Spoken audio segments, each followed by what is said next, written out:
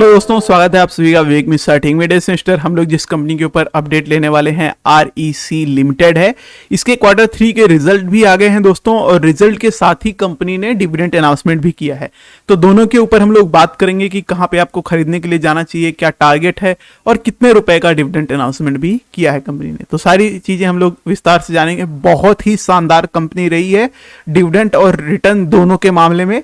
तो निवेश करने से पहले थोड़ी इसकी इन्फॉर्मेशन अगर आपको हो तो आप एक बेटर जगह पोजीशन ले सकते हैं। और जो लोग सिर्फ डिविडेंड के लिए खरीदना चाहते हैं उनके लिए भी थोड़ा मैं यहाँ पे बताऊंगा कि कहाँ पे अगर खरीदने का रेंज है तो कहाँ पे है। मेरे साथ वीडियो में बने रहिए। जो चैनल पे नए हो चैनल सब्सक्राइब कर लें, नोटिफिकेशन बेल ऑल पे रखें जिससे आने वाले नेक्स्ट अपडेट आपसे मिस नहीं होंगे। आप टेलीग्राम पे भी ज्वाइन कर सकते हैं न्यूज़ ऑफ डिविडेंड अनाउंसमेंट के लिए, क्वार्टरली अर्निंग रिजल्ट्स के लिए। लिंक वीडियो डिस्क्रिप्शन बॉक्स में मिल जाएगा। समझते हैं फटाफट कंपनी को। तो दोस्तों करंटली जो REC लिमिटेड है वो 121 रुपये 10 पैसे के अराउंड ट्रेड कर रही है। यहाँ पे अगर हम लोग ट्रेंड देखेंगे दोस्तों तो हम लोग को ट्रेंड पॉजिटिव नजर आता है। अच्छी खासी ग्रोथ यहाँ पे बनी हुई थी। थोड़ा बहुत कहीं पे ज्यादा फास्ट ग्रोथ है, फिर उसके बाद करेक्शन होके फिर वही मतलब सेम पेस में पर अपवर्ड मूवमेंट इसकी रही है, जो कि एक अच्छी पॉइंट यहाँ पे हमको देखने को मिलता है। फिर अगर हम लोग दोस्तों इसका अर्निंग पर शेयर की बात करें तो कंपनी अच्छा खासा कमा रही है, बड़ी सी मार्केट कैपिटल है, डिविडेंड भी प्रोवाइड कर रही है, प्राइस अर्निंग रेशियो भी इसका सेक्टर वाइज हम लोग को अच्छी जगह देखने को मिल जाता है। काम इसका क्या रहता है, फाइनेंस में, रेंटल में और लीजिंग में, मतलब फाइनेंस टाइप का। अब जब फाइनेंस में कंपनियां, जितनी भी कंपनियां हैं दोस्तों, आप लोगों ने देखा होगा कि इनका जो प्रॉफिट मार्जिन होता है वो बहुत ही ज्यादा हाई होता है। वो उसका क्या मतलब है अभी मैं आपको यहाँ पे समझाता हूँ। इसकी फाइनेंशियल कंडीशन व्यू करते हैं, फिर आपको और अच्छे से डिटेल में पता लगेगा। मार्केट कैपिटल की बात करें, बहुत बड़ी मार्केट कैपिटल है। फिर बुक वैल्यू इसकी 210 की है, फेस वैल्यू यहाँ पे 10 मेंशन है। तो 10 के हिसाब से 210 इसकी अगर बुक वैल्यू है तो करंट प्राइस पे जो हम लोगों को खरीदने को मिल रहा है वो बहुत कम रुपए पे खरीदने के लिए मिल जा रहा है। फिर 12 महीने की कंडीशन अगर व्यू करें तो क्योंकि इसका कंपनी का डाटा अभी मैं आपको व्यू कराऊंगा, इसमें ऐसा नहीं है कि कोई साल बहुत अच्छी कमाई हो गई, बहुत कम कमाई हो गई, इस तरीके से नहीं। ये लोग थोड़ा मैनेज में रहते हैं, इसीलिए आपको क्यू ऑन क्यू बेसिस पे ग्रोथ तो दिख रही है पर बहुत बड़े परसेंटेज में नहीं दिख रही है। 6.71% में भी ग्रोथ यहाँ पे है। इसका मतलब ये हो गया दोस्तों कि Q2 से Q3 के जो रिजल्ट है वो बेटर है। अब प्रमोटर्स होल्डिंग की बात करें तो 52.6% की रहती है, जो कि अच्छा परसेंटेज है। रिटर्न ऑन इक्विटी भी इसका अच्छा देखने को मिल जाता है। रिटर्न ऑन कैपिटल एम्प्लॉयज भी हमको अच्छा देखने को मिलता है। ऑल टाइम हाई जो शेयर जा रखा है 168 रुपीज तक जा रखा है। अब अगर हम लोग दोस्तों इसकी और पॉइंट पे बात करें, जो अभी क्वार्टरली रिजल्ट आए हैं उस पर बात करें, तो जैसे कि मैं आपको कह रहा था कि इसमें बहुत कम ऐसे चांसेस होते हैं कि डाटा बहुत अचानक से खराब दिखे, वरना ये कंपनी पूरा मेंटेन मैनेज पे चलती है।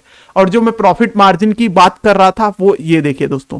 अब इसका क्या रीजन है कि इतना तगड़ा इनका प्रॉफिट मार्जिन होता है। प्रॉफिट मार्जिन दोस्तों जिनको बिल्कुल भी नहीं पता, मैं उनको ये कह दूं कि जैसे कि कोई चीज आप बेच रहे हैं, वो अगर 10 रुपए की है और उस पर लागत पूरा जितना भी हर कॉस्ट ऐड कर दीजिए, सिर्फ 1-2 रुपए हो रही है, तो इसमें 8 रुपए का मतलब आपको एक तरीके से मार्जिन मिल जाता है।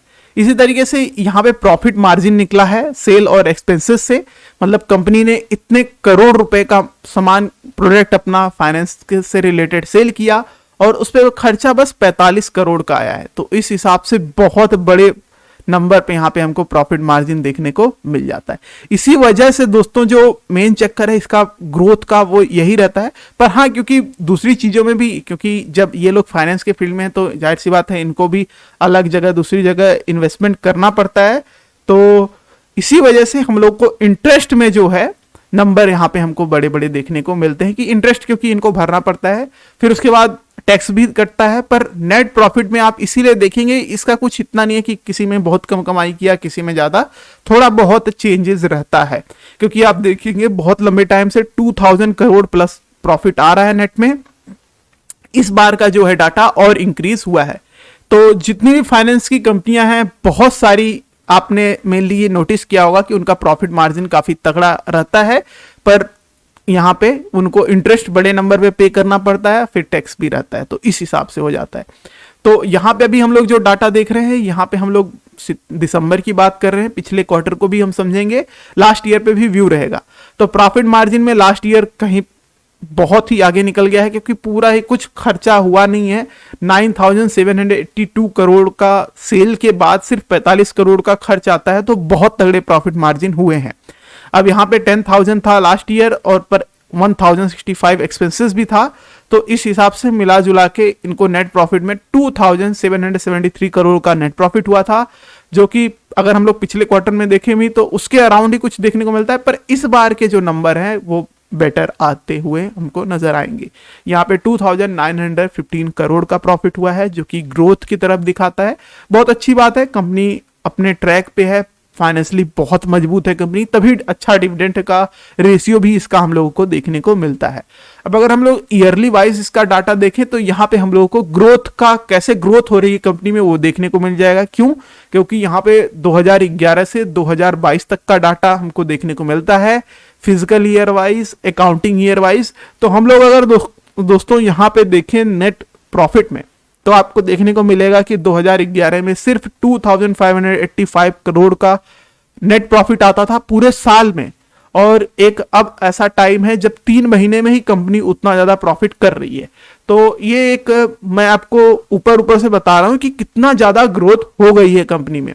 पर यहाँ पे अब और चीजों पे देखें तो करंटली जो है 10,000 करोड़ का नेट प्रॉफिट हो रहा है, तो बहुत आगे निकल गई हैं कंपनियां, ग्रोथ कर ही रही हैं, और कंडीशन इसकी बेटर यहाँ पे हमको देखने को मिल जाती है।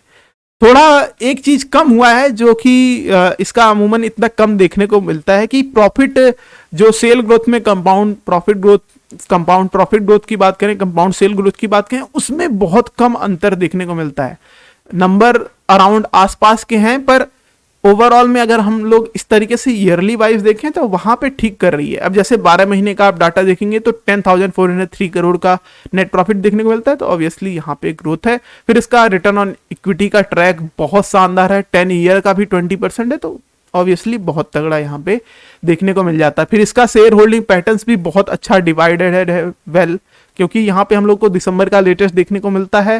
बेहतरीन प्रमोटर्स के पास होल्डिंग है, फिर फॉरेन के लोग भी इसमें बहुत अच्छी इन्वेस्टमेंट कर रखे हैं, डोमेस्टिक इन्वेस्टर भी जो अपने हैं वो उनकी भी अच्छी होल्डिंग है, और यहाँ पे रिटेल इन्वेस्टर जो हम लोगों की तरह है उनका भी परसेंटेज ठीक ठाक देखने को मिल जाता है।